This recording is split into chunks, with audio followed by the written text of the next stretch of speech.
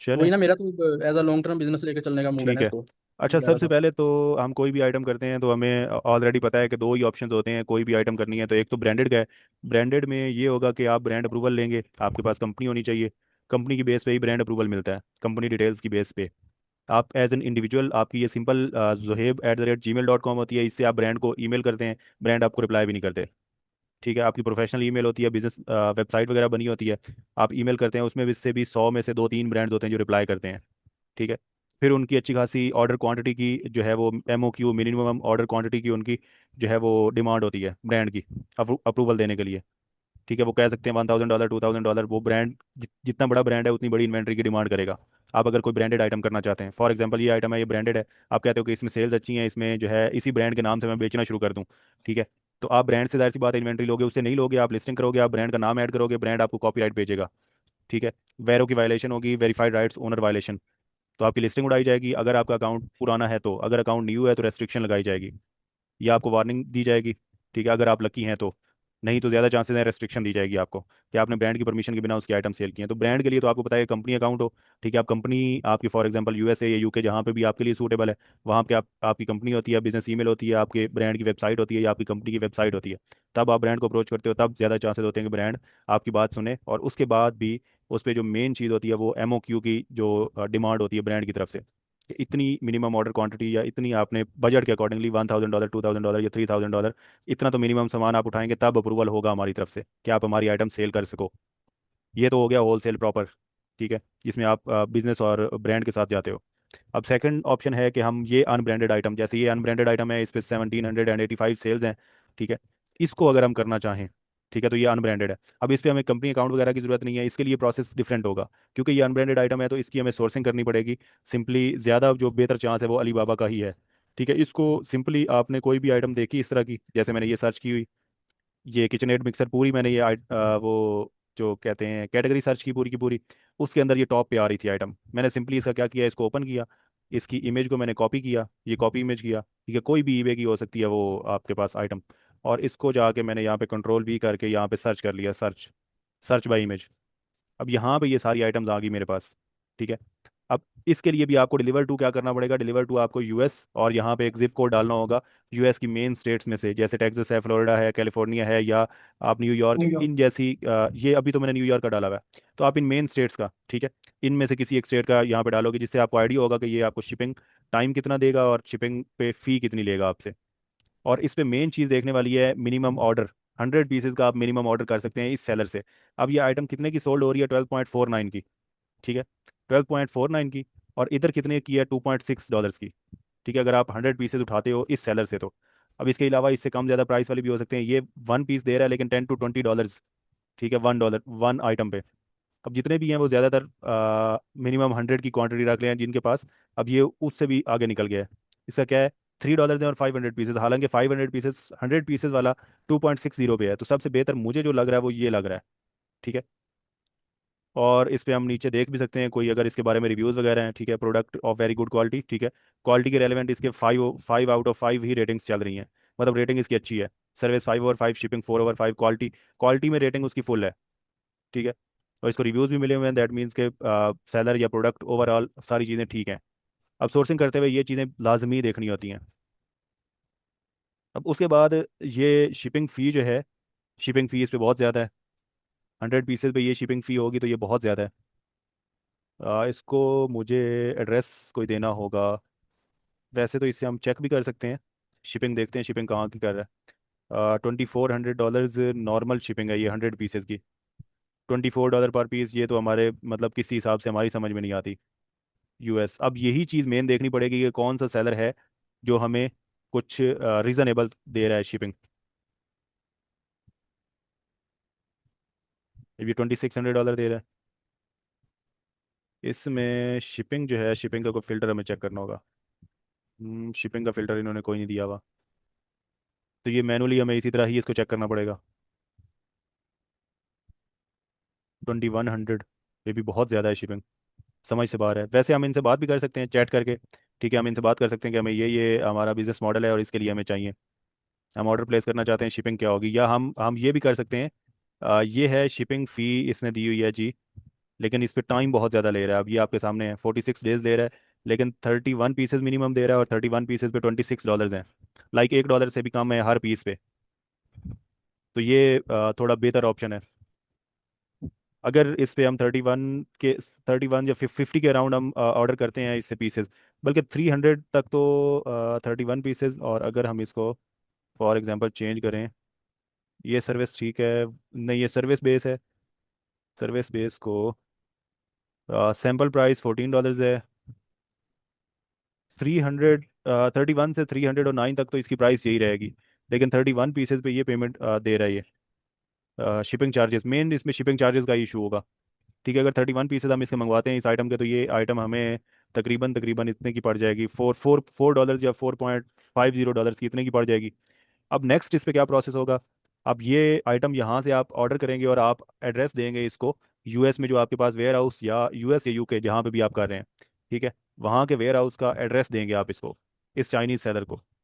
एक ऑप्शन ये है। सेकंड ऑप्शन ये है कि चाइना में आपका कोई जानने वाला या कोई कंपनी है, ठीक है, आप यहाँ से परचेज करें, और इसके थ्रू अगर इसकी शिपिंग आपको ज़्यादा पड़ रही है तो आप इससे लेके उस पर्सन तक पहुँचाएं, या उस पर्सन को बोलें कि इसके वेयर हाउस से जाके खुद कलेक्ट कर ले पार्सल। ठीक है, और खुद जो वो पर्सन है उसके थ्रू अगर आपकी शिपिंग अरेंज हो सकती है, कोई रीज़नेबल शिपिंग आपको मिल रही है, ठीक है, तो आप उसके थ्रू शिप करवा सकते हैं। जो जिस कंट्री भी जा रहा है वो वहाँ पे फिजिकली मौजूद होगा, तो वो कोई बेटर ऑप्शन देख सकता है कि चाइना से यूएस भेजना है तो कंटेनर के थ्रू कैसे भेजा जा सकता है। तो ये दो ऑप्शन हैं चाइना से यूएस या यूके आइटम को भिजवाने का। अब अगली कहानी शुरू होगी जब आइटम वहाँ पहुँच जाएगी। तकरीबन 4.22 कह लें, $4.22 ये वहाँ पहुँच के आइटम $4.22 की हो गई। ठीक है, अब नेक्स्ट प्रोसेस आएगा, जो वेयर हाउस में आइटम पहुँच गई, वेयर हाउस ने पर मंथ के हिसाब से चार्जेस लेने हैं। ठीक है, अब लास्ट टाइम मैं जिस पर्सन के साथ काम कर रहा था वो तकरीबन $35 चार्ज कर रहा था, और वो भी रेफरेंस बेस था। $35 एक कॉटन के चार्ज कर रहा था। अब कॉटन के अंदर आपकी क्वांटिटी क्या होती है उससे उनका कोई लेना देना नहीं होता। 35 के अंदर आपकी अगर क्वांटिटी जो है वो 35 पीसेज ही हैं, ठीक है, फॉर एग्जांपल उस कार्टन के अंदर ऐसी आइटम है जिसके अंदर 35 पीसेज हैं, ठीक है, तो आपको वहाँ पे वेयर हाउस चार्जेस, ठीक है, पर मंथ के हिसाब से जो होते हैं, वेयर हाउस चार्जेस आपको उस कार्टन के 35 पीसेज के $35 पर आइटम, आपको $1 हो गया। ठीक है, अब आइटम आपकी पहुँच गई 5.22 पे, $1 इसका ऐड हुआ, यहाँ से यूएस शिपिंग का ऐड हुआ, फिर $1 ऐड हो गया पर पीस, $1 ऐड हो गया उसका, जो आपने वहाँ पे वेयर हाउस के अंदर आइटम रखनी है। अब आगे उसको शिप करना है आपने। जब भी आपको ऑर्डर आएगा तो आपने डिटेल्स देनी है वेयर हाउस वाले को, 3PL वाले को, और उसने आपका पार्सल शिप करना है। अब शिपिंग पे $2 से $3 डिपेंड करता है एड्रेस पे। अगर तो मेन जो यूएस है, यूएस की मेन स्टेट्स जो है, सेंट्रल अमेरिका है, सेंट्रल अमेरिका के अंदर जो मेन स्टेट्स हैं उनके अंदर $2 to $3 के अंदर शिपिंग हो जाती है। अब 5 तक ऑलरेडी आपकी आइटम पहुंच चुकी थी, अगर $2 to $3 उस पर लगाते हैं तो ये तकरीबन $7 to $8, ठीक है, टोटल ये बन जाएगा। एक शिपिंग कॉस्ट चाइना से यूएस, फिर यूएस से बायर की तरफ, और एक कॉस्ट उसमें आएगी वेयर हाउस की भी। ये तीन कॉस्ट होंगी जो आप आइटम पे टोटल आपकी जो मतलब फाइनल वैल्यू या फाइनल प्राइस आइटम की बनेगी, और इसके अकॉर्डिंगली आप अपना प्रॉफिट जनरेट करोगे, प्रॉफिट कैलकुलेट करोगे।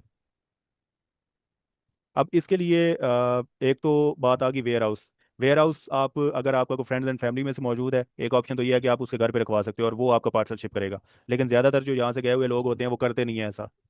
ठीक है, तो ज़्यादा हमें उसके साथ ही काम करना पड़ता है, वेयर हाउस वगैरह के साथ, पेड वेयर हाउस के साथ। हाँ, आपकी अगर किसी के साथ अंडरस्टैंडिंग है तो और अच्छा है, ये जो वेयर हाउस के चार्जेस हैं वो आपको बच जाएंगे। ठीक है, अब नेक्स्ट इस पे आपको जो काम करना होगा, आपको यहाँ पे जाके अपने अकाउंट के अंदर, अकाउंट सेटिंग्स के अंदर दो चीज़ें सेट करनी है यहाँ पे एड्रेसेस के अंदर।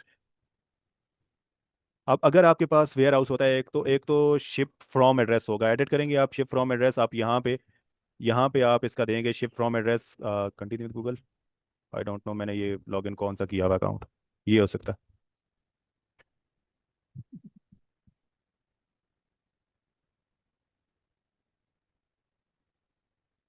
अब शिप फ्रॉम जो है, शिप फ्रॉम का एड्रेस आपको यहाँ से ऐड एन अदर एड्रेस करके, for example add N other address आप करते हैं और यूएस के वेयर हाउस का एड्रेस आप डाल रहे हैं। पहले तो आप नेम डालेंगे यहाँ पे, ठीक है, नेम वेयर हाउस का कुछ भी हो सकता है, नेम से इतना फर्क नहीं पड़ता। नेक्स्ट आ जाएगी स्ट्रीट एड्रेस, ठीक है। अब फॉर एग्जांपल यहाँ पे आप कुछ भी लिखते हैं, ठीक है, उसके अकॉर्डिंगली ये आपको ये सजेस्ट करेगा। ठीक है, ये सजेस्ट करेगा, और ये सजेस्टेड एड्रेस जो होता है ये 100% एग्जैक्ट होता है। फॉर एग्जांपल ये एड्रेस है, ये चीज़ें ऐड कर दी। अब आपको एक यूएस का नंबर भी चाहिए होगा, ठीक है, इन केस के किसी का पार्सल रिटर्न आता है तो वो आपसे कांटेक्ट कर सके। वेयर हाउस का फ़ोन नंबर भी चाहिए होगा, या आपका अपना फ़ोन नंबर हो, लेकिन फ़ोन नंबर के बिना ये कंटिन्यू नहीं करेगा, ठीक है। हम यहाँ पे फर्जी फ़ोन नंबर डाल देते हैं और ऊपर यूएस वेयर हाउस लिख देते हैं। अब एक तो ये हो गया, ठीक है, आपने इसको सेव कर लिया। ये आपका वेयर हाउस का एड्रेस, शिप फ्रॉम, यहाँ से ईबे को पता होगा और आपके बायर को भी पता होगा कि आइटम जो है ये इस एड्रेस से शिप हो रही है, ठीक है, जो ebay.com पे है। अब नेक्स्ट आपने क्या करना है, फिर से आपने एड्रेसेस में जाना है, और एड्रेसेस में जाके आपने देखना है यहाँ पे एक और एड्रेस होगा हमारे पास, एड्रेस होगा रिटर्न का। अब जब आपके पास वेयर हाउस होता है तो वेयर हाउस का मेन बेनिफिट आपको ये होता है कि आप रिटर्न एक्सेप्ट कर सकते हो, जिसकी वजह से ट्रस्ट फैक्टर बढ़ता है, ठीक है। आप कहते हो 30 डेज के अंदर या 14 डेज के अंदर कस्टमर रिटर्न कर सकता है। ये ऐसा रिटर्न है जिसमें किसी किस्म का कोई इशू नहीं है प्रोडक्ट के साथ, लेकिन बायर का माइंड चेंज हुआ, बायर उस चीज़ को यूज़ नहीं किया, ठीक है, अभी उसका ठीक है, दिल नहीं कर रहा उस चीज़ को रखने का या यूज़ करने का, या उसको ज़रूरत नहीं है, वो वापस कर सकता है। या सिर्फ और सिर्फ चेंज ऑफ माइंड की वजह से भी वापस कर सकता है। ये इस तरह का रिटर्न होता है, और ये हम खुद अपने पॉलिसी के अंदर मेंशन करते हैं।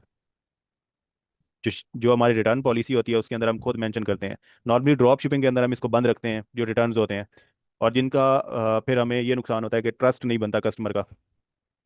अब इसकी बेस पे कस्टमर इजीली यहाँ पे ट्रस्ट कर सकता है। अगर वेयर हाउस है तो वेयर हाउस ऐसा देखना है जो रिटर्न्स भी एक्सेप्ट कर रहा हो। अब ये वेयर हाउस वाले उस पर्सन से बात करके ही आपको पता चलेगा। और सेकंडली आप रिटर्न एड्रेस ऐड करोगे, ऐड पे जाओगे और रिटर्न एड्रेस भी इसी तरह से ऐड करोगे, जो आपके नेम आएगा, स्ट्रीट जो वेयर हाउस का एड्रेस है, और फ़ोन नंबर वही यूज़ होगा यहाँ पे रिटर्न के लिए, ठीक है। आप ये डिटेल्स दोगे, रिटर्न एड्रेस ऐड करोगे, ये मेन चीज़ें, शिप फ्रॉम और रिटर्न एड्रेस ऐड होना आपका लाजमी है। उसके बाद जब भी आपकी आइटम शिप होगी तो जो शिपिंग के थ्रू जो पर्सन, या जो आपका वेयर हाउस हैंडलर है, ठीक है, वो आपका आइटम शिप करेगा, और उस कंपनी का यूएसपीएस, यूपीएस या फेडेक्स या डीएचएल जो भी यूज़ करेगा, जो भी वहाँ पे मौजूद होगी कंपनी, उसके लिए ईजी होगी, उसके थ्रू शिप करेगा, वही आपको ट्रैकिंग आईडी देगा। और वो शिप फ्रॉम जो एड्रेस आपने डाल रखा है वहीं से, अगर मीन्स के आपने एक कंट्री डाला है, शिप फ्रॉम एड्रेस आपने स्टेट डाली है, और जो आपका पार्सल निकला है, ठीक है, अलास्का की बात कर रहा है अगर ये, तो आपका वो पार्सल भी उसी स्टेट से निकलना चाहिए, उसी स्टेट से ही उसकी जो है वो क्या कहते हैं, स्कैन होना चाहिए। और जो आपकी ट्रैकिंग आईडी है उस पर भी मेंशन हो कि यहाँ से पार्सल, ठीक है, जब भी आप उसी स्टेट से करते हैं तो वो जाहिर सी बात है उसी हिसाब से ही पार्सल को शो करवाता है कि ये यहाँ से पार्सल निकला है। अब आपका शिप फ्रॉम एड्रेस डिफरेंट हो और आपके पार्सल जा रहे हो जी चाइना से, ठीक है, तो इसमें भी इशू आएगा। MC011 की होती है ये आपकी लोकेशन मिसमैच। आप आइटम की लोकेशन कह रहे हो, आइटम की लोकेशन या आपका शिप फ्रॉम एड्रेस जो है वो यूएस का है, और आपके जो पार्सल्स हैं वो चाइना से लगातार जा रहे हैं, तो उस पर भी मसला बनता है।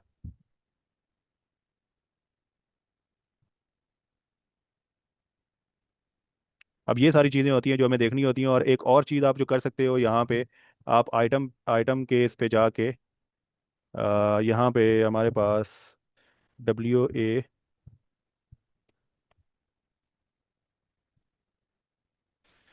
आई थिंक सो, ये होती है हमारे पास @ebay.com। ये WAH अपील्स, ठीक है, ये वेयर हाउस अपील्स @ebay.com। ये वाली जो ईमेल है इस पे जाके आप क्या कर सकते हो, इस पे जाके आप बात कर सकते हो ईबे ईबे की जो है हेल्पलाइन, या ईबे की ईमेल, आप आइटम लोकेशन के बारे में बात कर सकते हो, ठीक है। ये फॉर एग्जांपल मैं इस ड्राफ्ट पे जाता हूँ और ये आप लोगों को चेक करवा देता हूँ मैं, क्योंकि जो कोई भी आइटम होती है उस आइटम के नीचे लोकेशन मेंशन होती है। ये आप अगर पाकिस्तानी अकाउंट पे कर रहे हैं तो उस पर पाकिस्तान ही आ रही होगी। आपकी लोकेशन तब चेंज हो सकती है जब आप इनकी ईमेल पे बात करें, ये, ठीक है, इस ईमेल पे आप ईमेल करेंगे और ये आपसे मांगेंगे प्रूफ कि आपके पास, फॉर एग्जांपल आप कहते हैं कि मेरा वेयर हाउस यूएसए के अंदर है, तो ये आपसे उस वेयर हाउस की प्रूफ मांगेंगे कि आप वहाँ पे रजिस्टर्ड यूज़र हो। तो ये आपके जो वेयर हाउस वाले हैं वो आपको ये प्रोवाइड करेंगे, कोई डॉक्यूमेंट या इसके रेलेवेंट प्रूफ प्रोवाइड करेंगे कि आपने वहाँ पे वेयर हाउस में अपनी आइटम स्टोर की हुई हैं, ठीक है। तो इस पे आप ईमेल करोगे, और जो ईमेल ईबे के अंदर होगी उसी ईमेल से इनको ईमेल भेजोगे, तब ये रिस्पॉन्ड करेंगे। जो अकाउंट की ईमेल है जिससे आप अकाउंट लॉगिन करते हो, जो आपने वेरीफाई की हुई है ईबे के अंदर, तो ये भी एक मेजर चीज़ है, ठीक है। आप जाते हो यहाँ पे लिस्टिंग के एंड पे, और आप यहाँ पे कहते हो कि आइटम की लोकेशन, ये रिटर्न्स वाला ऑप्शन तो ये इसके नीचे है, इसी के साथ ही रिटर्न्स वाला ऑप्शन होता है। अब अगर आइटम में मसला होता है तो ये ऑप्शन अगर डिसेबल भी है तब भी कस्टमर रिटर्न कर सकता है, आइटम के साथ कोई इशू है तो। अगर इशू नहीं है तब भी रिटर्न आप एक्सेप्ट करना चाहते हो, वेयर हाउस है, तब ये रिकमेंडेड होता है कि तब एक्सेप्ट करो 30 डेज या 60 डेज। तो 30 डेज ठीक होता है। और return shipping paid by buyer, और मनी बैक कर दो, या रिप्लेसमेंट करना चाहते हो, इसमें ये होगा कि आप या तो पैसे वापस करोगे, अगर बायर चाहता है कि रिप्लेस कर दो तो आप आइटम रिप्लेस भी कर सकते हो। ठीक है। अब यहाँ पे आप फॉर एग्जांपल इसकी चेंज करते हो लोकेशन, आप कहते हो यूनाइटेड स्टेट्स।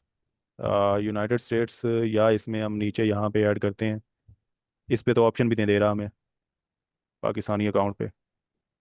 हाँ, अब आ गया ऑप्शन यूनाइटेड स्टेट्स, और फॉर एग्जांपल इसको मैंने कर दिया जी न्यूयॉर्क। ठीक है। और इसको मैं फॉर एग्जांपल डन कर देता हूँ, और मैं अपनी लिस्टिंग को लिस्टेड करने पे जाता हूँ, तो ये मुझे एरर दे देगा। ये कहेगा पहले जाओ, ठीक है, इस ईमेल पे जाके अपील करो और अपनी लोकेशन एनेबल करवाओ। और जब आप अपील करोगे तो वो आपको अगला क्राइटेरिया खुद बताएंगे कि हमें क्या चीज़ आपसे चाहिए, क्या प्रूफ चाहिए। तो ये मेजर चीज़ें हैं, जब आप स्टॉक मॉडल कर रहे होते हो उसमें ये सारी चीज़ें मेजर होती हैं। आपके पास वेयर हाउस होना चाहिए। आप आइटम लोकेशन इससे इस ईमेल पे बात करके आइटम लोकेशन एनेबल करवा सकते हो। ठीक है। उसके अलावा शिप फ्रॉम और रिटर्न एड्रेस ऐड करना है, आपने लाजमी ऐड करना है। अगर आपके पास वेयर हाउस है तो रिटर्न एक्सेप्ट करना अच्छी चीज़ है आपके अकाउंट के लिए। ठीक है, कस्टमर एक्सपीरियंस भी अच्छा रहता है। और प्रोडक्ट कॉस्ट के अंदर आपकी एक तो आइटम जब चाइना से शिप हो रही है वो शिपिंग चार्जेस भी आएंगे, फिर वेयर हाउस चार्जेस भी आएंगे, और उसके बाद आपके वेयर हाउस से बायर की तरफ शिपिंग, ये तीन चीज़ें एक्स्ट्रा ऐड होंगी इसके अंदर। फिर आप प्रॉफिट कैलकुलेट करोगे। तो ये भाई वेयर हाउस हमें कैसे पता चलेगा कि यही वेयर हाउस लगाना है हमने, या फाइंड किस तरह करना है हमने यूके में? वेयर हाउस आप ऑनलाइन फेसबुक से कर सकते हो या फ्रेंड्स एंड फैमिली के रेफरेंस से कर सकते हो।